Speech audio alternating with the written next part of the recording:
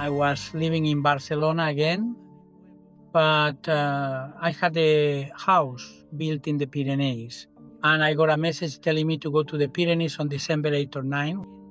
It was a day in December when we would meet and talk. This is the message I got.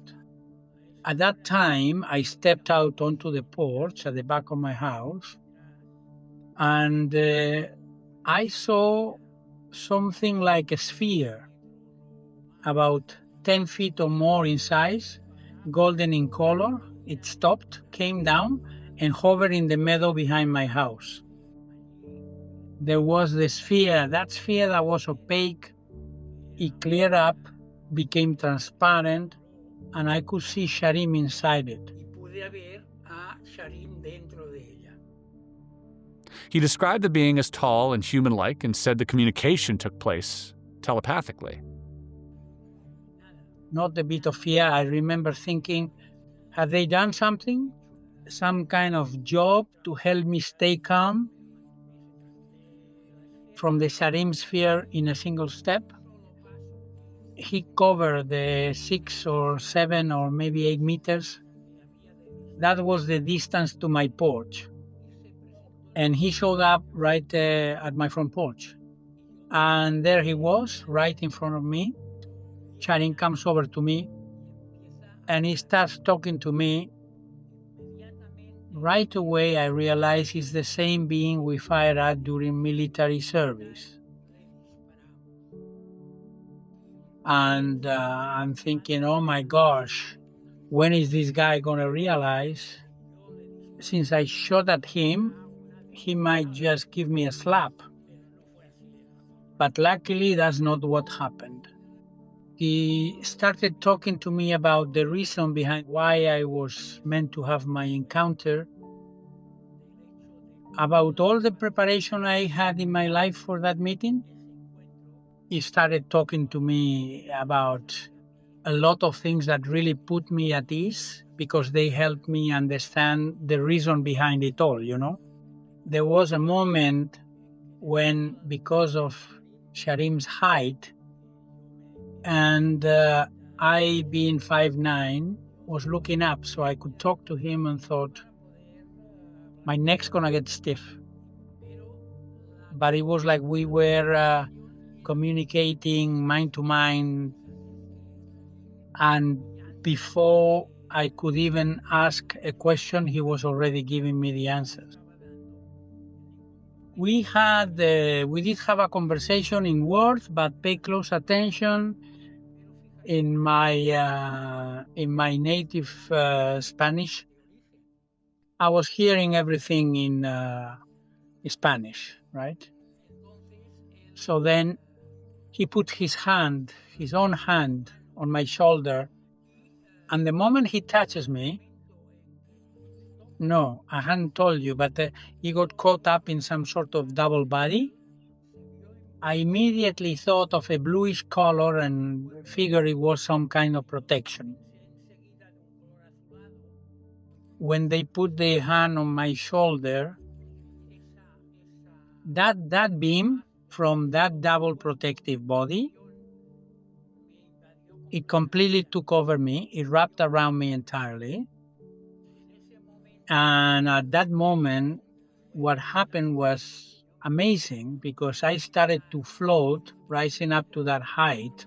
My head reached the same height as his. I figured that if he put his hand on my shoulder, I should put my hand on his shoulder.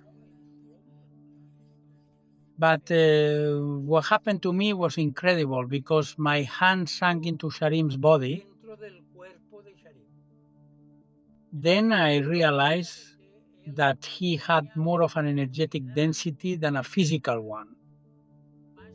So then, when I realized it, I lifted my hand again, and once I became aware of it, I was able to place my hand on his shoulder, and he stayed there.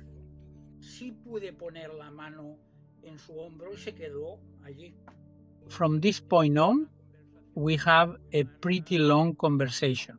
It lasted almost an hour, during which I asked questions in my mind and got immediate answers. our conversation was more personal, and I've never shared the exact details of it, only the general topics. Jesus claimed that Sharim conveyed ideas about human progress, ethics, and what he referred to as universal brotherhood, an emphasis on moral development and cooperation among intelligent civilizations. These later experiences were peaceful and introspective, very different from the confrontation at Eva 4. When Sharim says to me, "Come with me, because we need to go on a little trip," he took me into his sphere of light.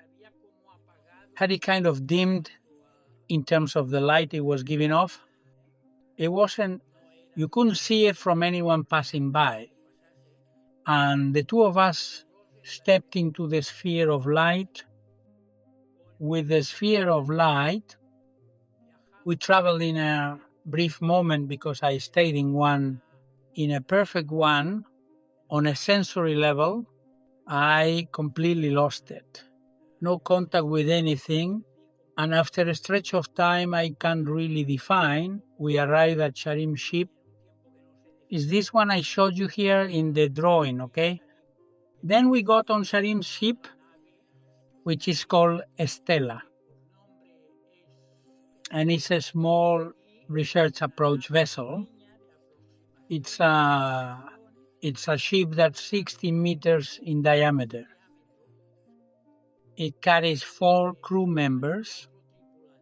What does he go into the controls at all? Is there anything he can elaborate on the inside of the controls, or insignias, or any symbols or anything like that on the inside that would that he could talk about?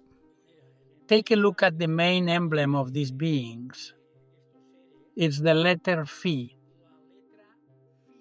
The letter Phi, not the letter P. Yes, this is the letter Phi, which is 1686. Okay, and this emblem is the drawing I'm showing you here. And the only emblem we saw inside the ship was this one, which was in different places. But what about the ship? It gave off its own light from all the walls. There were no lights. There was a light coming from all the walls.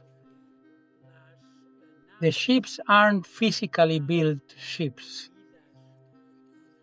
with screws, wells, doors, and windows. The ships created in the mind.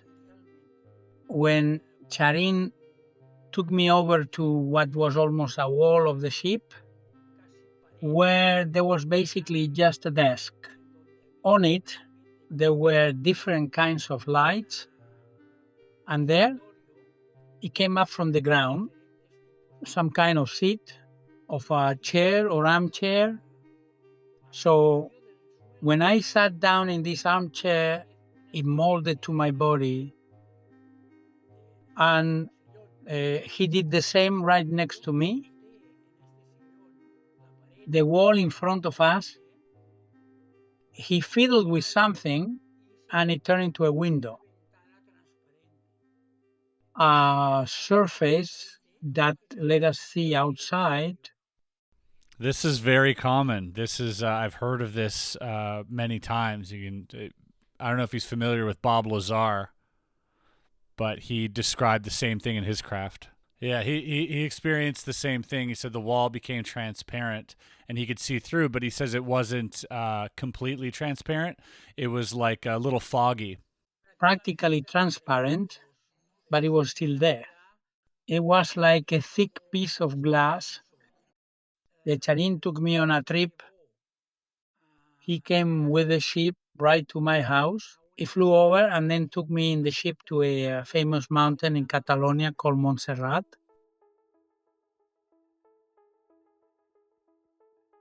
Does real quick, can he elaborate on Sharim's facial features a little bit more? Here's the picture of Sharim. Blue eyes, slightly slanted upward. blue eyes, golden hair, in other words, blonde. And this is the face of a delicate, very delicate smile, and with very thin lips, but definitely not a big head or anything like that.